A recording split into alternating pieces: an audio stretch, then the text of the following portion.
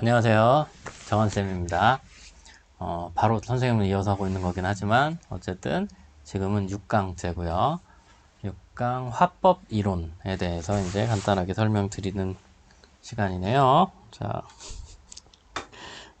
이건 아무래도 익숙해지지가 않네. 자, 화법 이론 이제 쭉 이어서 말씀드릴게요. 저번 장문 이론이 또 녹화하다 보니까 거의 30분 찍었더라고요.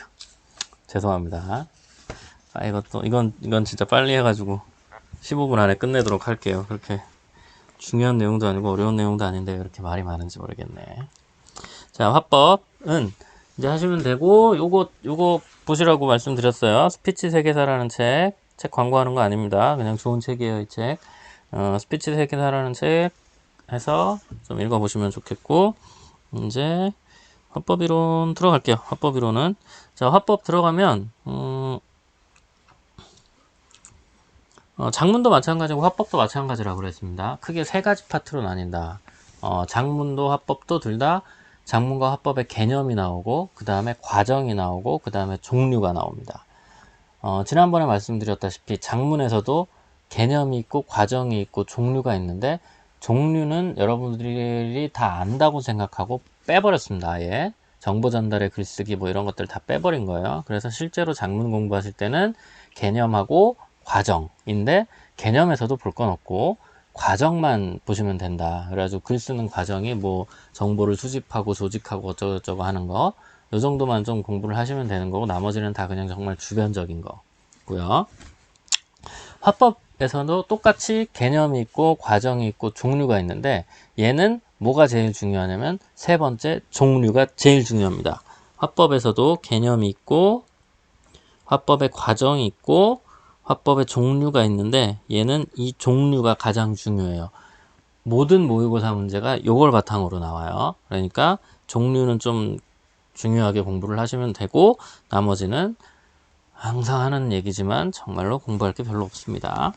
빨리 말씀드리도록 하겠습니다. 첫 번째 개념부터 들어가요. 화법의 개념은 그럼 화법의 성격이라고 해서 요 네 가지 나오거든요. 뭐 구두 언어적 성격, 화법 말하기잖아요. 당연히 구두 언어겠지. 사실 이런 걸 여기서 그나마 좀 기억해 주셔야 되는 건 요거예요. 요거 상호 교섭적 성격. 화법에서 제일 중요하게 생각하는 특성이 이건데 상호 교섭적 성격이라고 하면서 이건 뭐냐면 의미 재구성의 과정이라는 말이 들어가 있어요. 이게 화법의 무슨 특성을 말하는 거냐면 의미를 재구성한다라는 게 그러니까 장문이랑 화법이 달라지는 지점이 여기거든요. 장문은 내가 쓰고 내놓으면 끝이죠. 근데 화법 같은 경우에는 얘기를 하면서 서로 반응을 살피고 이 사람이 내 얘기를 듣는지 안 듣는지 이런 것들을 고려해 가면서 내용을 좀 계속해서 수정을 해 나가잖아요. 즉각적으로. 그런 거를 우리가 이제 상호 교섭적 성격이라고 보통 얘기를 하고 화법에서 가장 중요하게 다루는 특성이 요거긴 해요. 그 다음에 이제 화법의 요소는 저거랑 똑같아요. 그 장문이랑 똑같아요. 말하는 사람이 있고 듣는 사람이 있고 내용이 있고 장면이 있고 그 주변을 둘러싸고 있는 장면. 우리나라 같은 경우에는 높임말을 반드시 사용해야 되는 게 장면의 특징 중에 하나죠. 뭐 이런 게 있고 화법의 구분이 이게 화법의 종류인데 요거는 뒤쪽에 자세하게 나오기 때문에 요거는 자세히 안 보셔도 돼요. 여기는 이거 보시면 이렇게 반으로 잘라갖고 이쪽이 나뉘는 기준이고요. 이쪽이 실제로 나뉜 이제 종류거든요. 아주 공식적인 성격에 따라서 공식적인 게 있고 비공식적인 게 있다. 뭐 이런 소리예요. 그냥 한번 읽어만 보시고 실제로 중요한 내용은 뒤쪽에 다 나와요. 요게 중요한 거예요. 요게 대화, 연설, 토의, 토론, 발표, 면담, 협상 요게 중요한 거고 나머지는 사실 뭐 거의 중요하지 않습니다. 자, 화법의 과정. 화법의 과정은 네 가지가 있어요. 사실적 듣기가 있고 추론적 듣기가 있고 감상적 듣기가 있고 그 다음에 비판적 듣기가 있어요. 사실적 듣기는 사실을 있는 그대로 잘 들어주는 거고요. 추론적 듣기는 약간 그 말 뒤에 있는 말들을 이렇게 좀 유추해서 들어주는 뭐 그런 거고요. 비판적 듣기는 그냥 거기 써 있다시피 상대방의 얘기를 비판적으로 듣는 거죠. 약간 까면서. 그 다음에 감상적 듣기는 정서적인 교류를 하면서 듣는다 이런 뜻이거든요. 사실적 듣기랑 추론적 듣기는 너무 당연한 거라서 말할 게 없습니다. 사실적 듣기는 그냥 있는 그대로 듣는 거예요. 추론적 듣기는 추론하면서 들으면 돼요. 자, 감상적 듣기에서는 이제 감상적 듣기는 그냥 상대방 얘기에 공감하면서 들어주라는 얘기거든요. 당연한 소리죠. 공감하면서 들어주는데 요거만 조금 그냥 가볍게 읽어보시면 돼요. 소극적으로 들어주는 방법이 있고 적극적으로 들어주는 방법이 있어요. 소극적으로 들어줄 때는 그냥 뭐 이렇게 적절하게 그래 막 이런 식으로 하면서 들어주는 걸 소극적 듣기라고 하고, 적극적 듣기는 뭐 그 사람 하는 얘기에 내 의견을 보태고 뭐 이런 걸 적극적 듣기라고 해요. 한번 읽어보세요. 비판적 듣기는 상대방의 의견을 이제 평가하고 판단하고 막 이러면서 듣는 건데, 여기서는 사실 이게 중요하다기보다는 이거를 좀 기억을 해두셔야 돼가지고 하는 거거든요. 요 타당성, 공정성, 신뢰성, 객관성, 적절성, 효율성이 뭐를 말하는 건지에 대해서는 좀 알아두셔야 돼요. 타당성은 뭘 말하는 거냐면 주장과 근거가 논리적으로 연결이 잘 돼 있느냐, 그 사람이 하는 말이 얼마나 타당하냐는 얘기고요. 그 다음에 공정성은 어디에 치우치지 않는가 하는 분야고, 신뢰성은 근거에 대한 문제입니다. 근거가 믿을만한가, 그 사람이 말하는 말의 근거가 믿을만한가. 그 다음에 객관성은 객관적 자세를 유지하는가 하는 건데, 공정성하고 객관성 비슷합니다. 그 다음에 적절성은 상황에 맞는가라는 건데, 그러니까 현실적이냐를 보는 거예요. 그러니까 논리적으로는 분명히 타당한 말인데 실제로 그걸 적용하는 데는 여러 가지 좀 비현실적인 얘기들도 있을 수 있죠. 그런 거를 이제 적절성이라고 하고, 효율성은 뭐 그걸 해서 이익이 투입보다 많은가, 이익이 보장되는가, 뭐 이런 것들을 얘기하는 거예요. 요거는 알아두실 필요가 있습니다. 방법에 대해선. 그 다음에 말하기에 이제 이 순서죠. 이것도 똑같아요. 저기 장문에서 보신 거랑 똑같죠. 내용 생성하고 내용 조직하고 내용 표현하면 돼요. 글쓰기랑 기본적으로 똑같고, 여기에 대해서는 이제 뭐 따로 또 말씀드릴 게 없는데, 장문이랑 똑같은데 하나가 빠진 건 뭐냐면 저거죠. 고쳐쓰기가 빠졌죠. 말하기 화법은 고쳐쓰는 과정이 없기 때문에, 한번 내뱉으면 다시 주워 담을 수가 없기 때문에 고쳐쓰기 과정이 빠져 있는 거예요. 여기서 똑같아요. 여기 이거 보시면은 내용 생성하기는 열심히 내용 생성하면 되는 거고, 내용 조직하기 위해서 요거 조직 원리 장문에서 되게 중요하다고 말씀드렸었잖아요. 그거랑 똑같아요. 여기서도 통일성이니 응집성이니 강조성이니 이런 것들 좀 체크 다 해두셔야 되고요. 내용 표현하기 위해서는 언어적 표현, 반언어적 표현, 비언어적 표현, 이거 중학교 때 정말 많이 배우시던 거죠. 요것도 좀 체크를 해서 봐두시면 됩니다.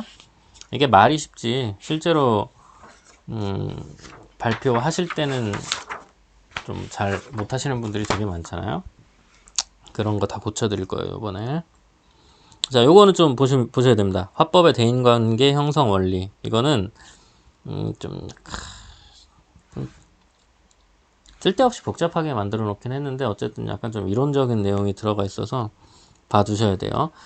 적절한 거리 유지의 원리. 그러니까 이 용어가 무슨 말을 하는 건지를 알아두시면 돼요. 내용은 다 그냥 뻔한 내용이고 정말 당연한 말인데, 용어가 좀 이름이 조금씩 어렵게 붙어 있거든요.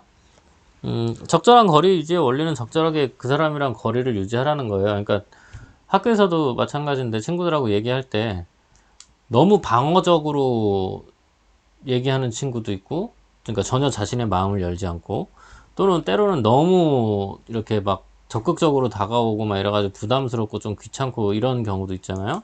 적절하게 좀 연관성의 욕구라고 해요, 그걸. 연관성의 욕구랑 독립성의 욕구 사이에서 균형을 유지해라 라는 얘기예요. 당연한 말이지만 실제로 현실에서는 이걸 못 지키는 사람들이 좀 많죠. 그 다음에 자기 노출을 적절하게 해야 된다. 자기 노출이라는 건 그러니까 얼마나 나를 솔직하게 드러내느냐에 대한 거고, 적절하게 드러내야죠. 이것도 너무 나를 드러내지 않고 방어적으로만 얘기하면 좋은 관계를 맺을 수가 없고, 그렇다고 상대방은 원하지도 않는데 내 얘기를 너무 쓸데기 없이 많이 하면 상대방이 또 듣기가 힘들고, 그런 걸 적절하게 유지해라 라는 얘기예요. 공손성의 원리, 이거는 했죠 우리?